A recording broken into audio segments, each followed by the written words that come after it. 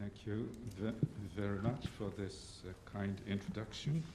I would like to thank the TQUK for inviting me to this symposium, Professor Sugihara, and the president of the TQUK, and also especially thank Professor Abe, who invited me for a 3-month stay last autumn, in which I could prepare what I'm going to say today, that is about Humanities and agriculture, sustainable agriculture. The general idea is that we have to overcome modernity, and it's more precisely said, the modern classic Western paradigm, MCWP hereafter, in the frame of which we are still thinking about the problems of the Anthropocene today. And then why should we overcome the MCWP? In a word, because the problem is about the relationship of humanity, humankind, and the earth, because the MCWP has brought about what I call a deterrestration, that is cutting the link between humankind and the earth. But earth in a double meaning of the planet Earth, the biosphere, and also the soil, which among other users, is necessary for us to eat and survive through agriculture.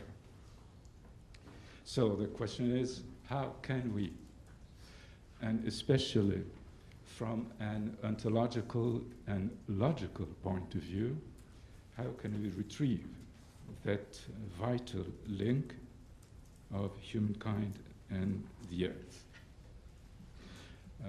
I think that the two thinkers who have opened the way to a possible solution to the question are a naturalist, the Baltic German Jakob von Uexküll, and a philosopher, the Japanese Watsuji Tetsuo, in the normal order of names in East Asia, that is patronymic first.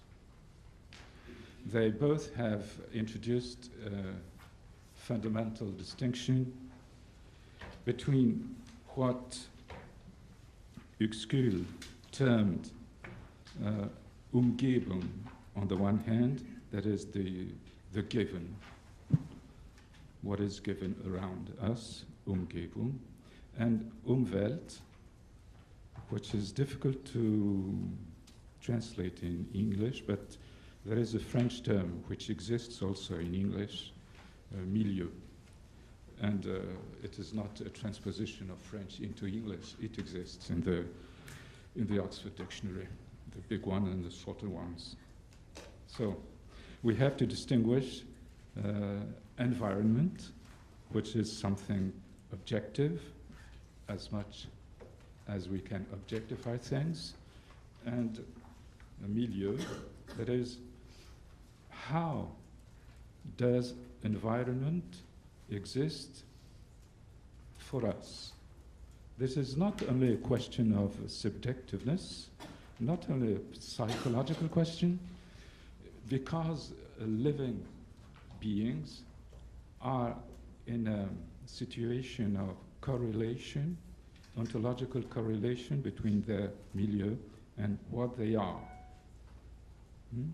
So I'll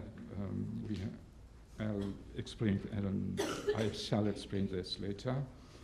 But the same distinction was introduced in Japanese by Watsuji Tetsuo when he distinguished Shizen Kanki on the one hand, the natural environment, and what he called fudo, milieu, on the other hand.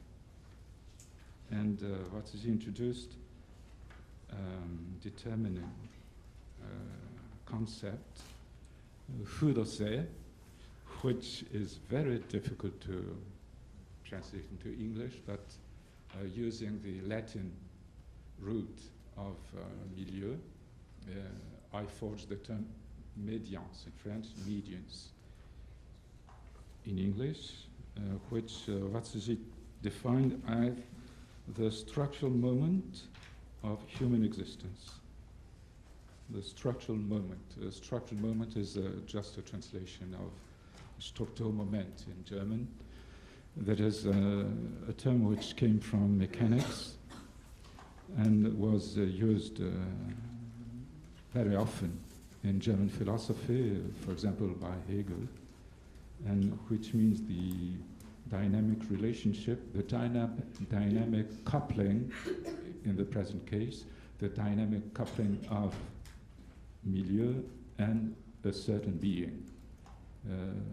A certain being may be an individual or a collective being, a species, for example, or a society.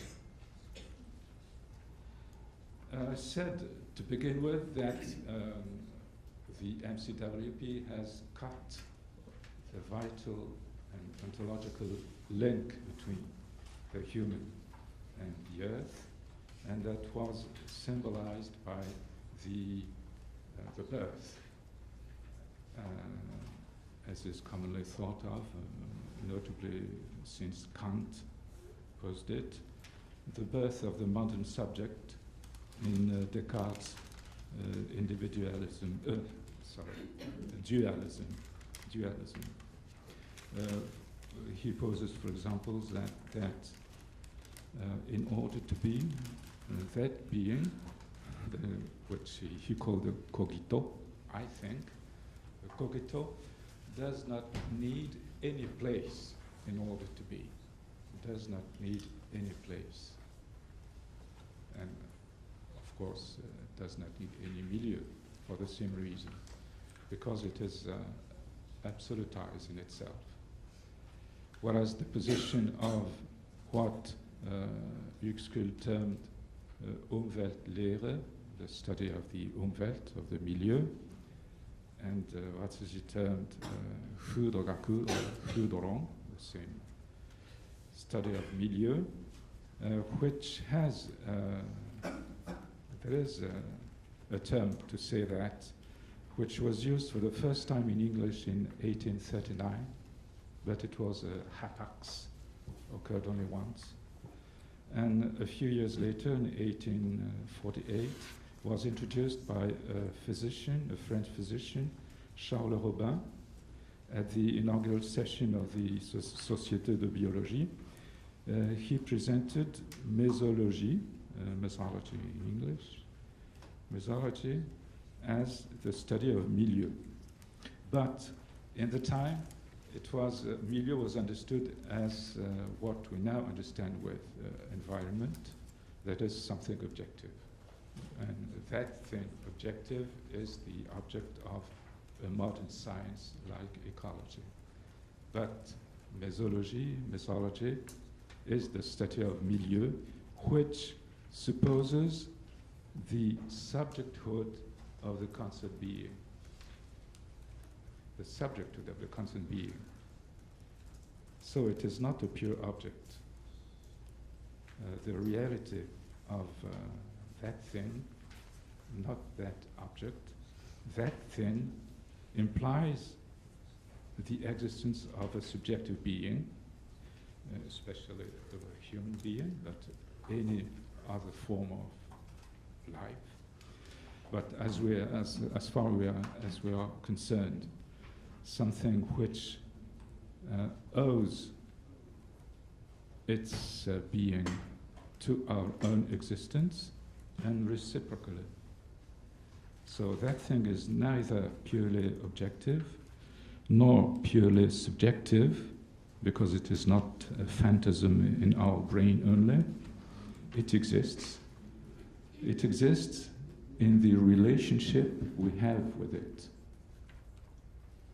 And this relationship is a sort of going to and fro from the two theoretical poles of the object and the subject, the modern object and the modern subject. And this is concrete reality. And that concrete reality is what I call trajective. So we have to theorize, if this exists in English, what is trajectiveness, trajection, and what I shall call later chaîne trajective, trajective chains, which have much in common with what Peirce called semiosis and Barthes called chaîne sémiologique. We shall see this later. This is not a new problem. It is a very old one, because it is already treated with by Plato in the Timaeus, when he uses the word hora in order to qualify what exists in relation with a relative being, which he calls a genesis. And what is very intriguing is that that relation is reciprocal. There is no hora without genesis and no genesis without hora. So they act at the same time as both an imprint and a matrix of each other. But such a thing is beyond what the law of excluded middle can catch. It is both A and non-A. So what is it? The answer is that it is trajective. It is a milieu, Umwelt, Fudo. So I think that hora is the ancestor of the problematics of Fudo.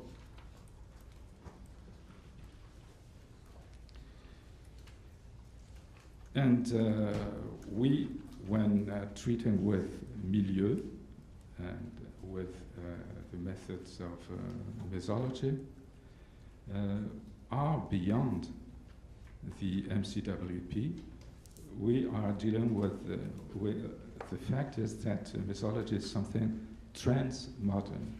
The transmodern must not be confused with postmodern. Because postmodern is something like a peroration of the modern, especially concerning place. If you think that, for example, in architecture, the modernity was you must build the same form anywhere on Earth, same form everywhere. Postmodern architecture has introduced something more. There's any form anywhere. So that is exactly in the same trend as that of modernity of the MCWP. There is no ontological link with place. And so it cuts, in the end, it brings forth deterrestration. So we have to overcome modernity since, as we know, we all know, modernity has brought forth the sixth extinction of life on this planet. We cannot do forever on the same way. We have to overcome that way of doing. But so overcoming modernity is not such a new question.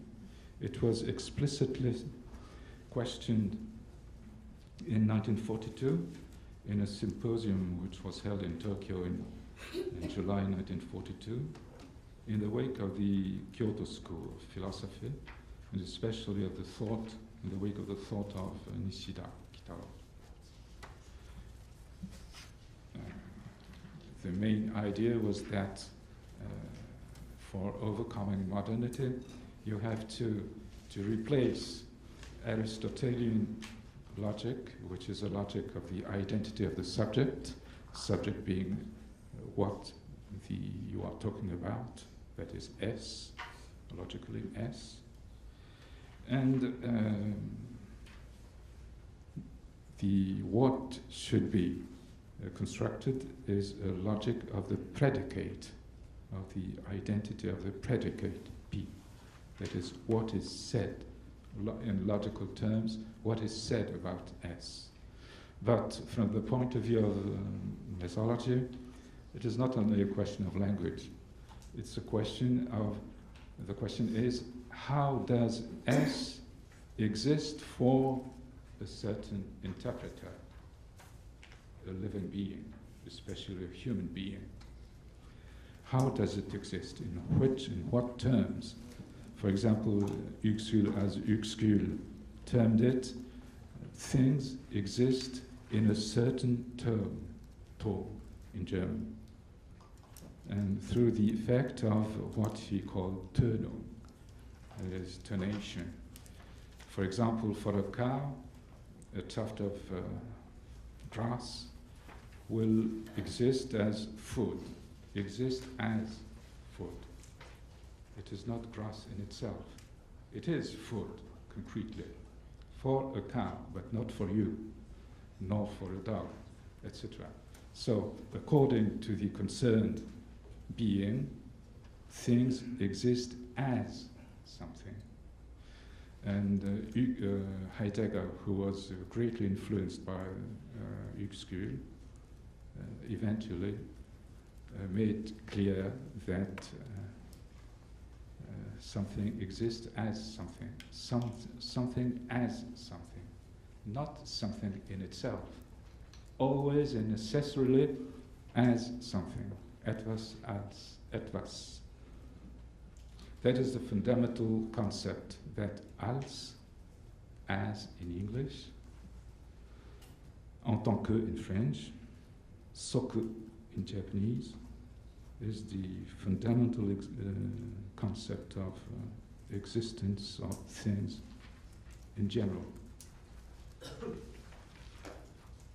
So, we have to change the way things exist for us. There are four main categories, and you must remember that kategoria was in Greek an equivalent for predicate. There are four main categories of those ways of existing, which are resources, constraints, risks, and amenities, or something pleasant. Four main ones.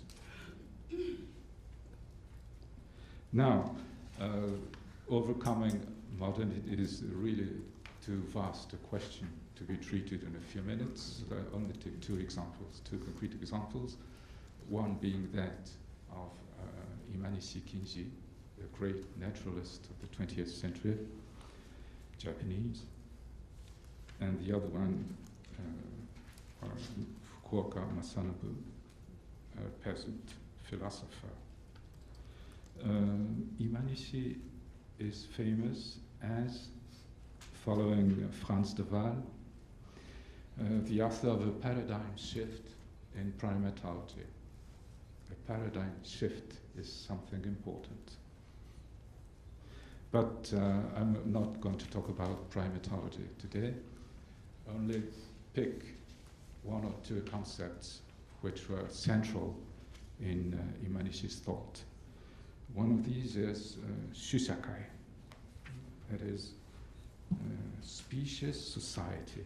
Means that a species is not only something biological, it is a society with its own self-awareness or subjecthood. And toward the end of his life, he wrote a book which I have translated in French, if you read French and not Japanese. Shitaise no Shinkaron, that is subjecthood in evolution, where he stresses this idea. The idea is that a species possesses its own subjecthood, and consequently, the species as such, in some way or other, can, so to say, decide to evolve one way or the other. This is, of course, completely opposite to the current neo-Darwinian vision, which, if one can sum it up in two words, thinks of evolution as a blend of randomness, mutation, and necessity, the laws of natural selection and statistical laws. So, who was right? In fact, we cannot answer now. The position of mesology in this regard is that we have not the answer to a concluding evidence concerning Humanities' stance, which was greatly influenced by Nishida's thought, the details in the paper. But on the other hand, it is clear from a mathematical point of view, which I did not invent, a mathematical point of view, that for evolution to be only the result of randomness and necessity, you would need about 1,000 times or more than the age of the universe, because this is can be calculated with the possible number of proteins, that is about 10 to the power of 130. So it cannot be only the result of pure randomness and pure necessity. It is something in between, which may have something to do with path, the way things have occurred historically in the past, and which to a certain degree determine, but only to a certain degree determine, what path can be followed henceforth. But not only mechanically, there intervenes the subjecthood of the living at any level of life, ranging from cells to the whole biotic society on Earth. So I leave the question open. I cannot answer, but we must pose the question. We don't have the answer. Now, to come to a more practical and concrete question, agriculture. How can we conceive of a sustainable agriculture, considering that industrial agriculture, or the industrialization of agriculture, kills the soils, not only with its pesticide biocides, but also with its heavy machinery, destroys, for consequently destroys the biosphere, poisons the consumer, evicts peasantry from the land, that is exodus, and depopulates the countryside, causing people to migrate to cities where they don't find jobs, etc., etc.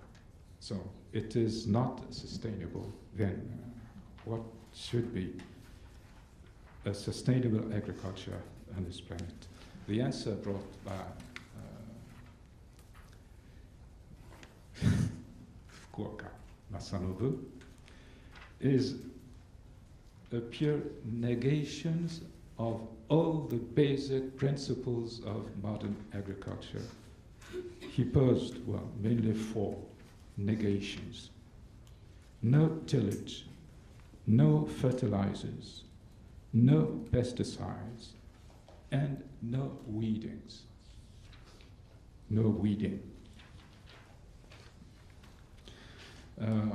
Well, I have not time to tell you what the other technical details of this method, but I shall just stress some of its main principles. What is interesting is that the insistence he puts on mu, that is the negation, no, on mu.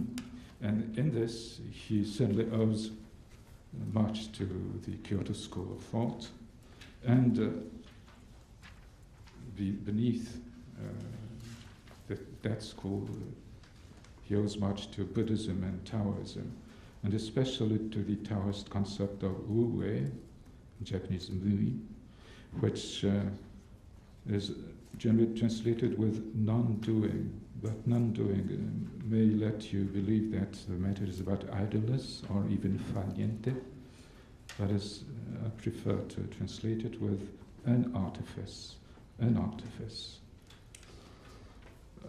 An artifice means that you let things, you do not force things to be otherwise than what they would be in their natural course, their proper course. So, what is the proper course of things? Basically, it is what Taoism called the Tao, or way. And for example, Lao Tzu writes that the human follows the earth follows the sky follows the way, and the way follows its own course. 道法自然, 道法自然. So the word here, 自然, yesterday we have seen that 自然, which is now translated with nature, it is an adverb, mainly.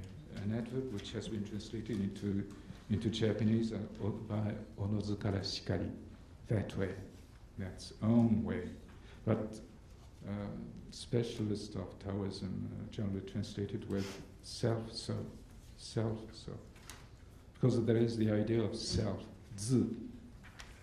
But what is that 自? The answer is difficult because in fact it is ambivalent, and I quote a very interesting example by the poet Tao Yunming, the poet of the return to the land, or one might even say the poet of the return from the world, die Welt, to the earth, die Erde, when he says, long remained caged, again I could return to nature, but this can also be translated by return to my own way. 法自然 in Chinese, 法自然. And in fact, Fukuoka exemplifies this return to the land, and at the same time to his own way, and the result being that he obtains yields which are equivalent to those of modern agriculture, with that essential difference that he does not use neither machines nor pesticide chemicals, so this saves a tremendous amount of energy. So the final sum of the energy required is much smaller. For the same yield, the required energy is much smaller. So this is an ideal in the present conjuncture. To end with, we have to overcome modernity, not only because of the present environmental crisis, because science and pure science itself has led us to this evidence. For example, when Heisenberg wrote that the method cannot anymore be separated from its object. So if the method cannot be separated from the object, that amounts to trajection. That is, S, the object for the physicist, S exists as something. So the question is really exist as, and not only substantially. And in that way, nature will always be something depending on our very relationship with it. So nature is always to be born, which can be summed up with the very interesting Latin formula, natura, natura semper. Thank you.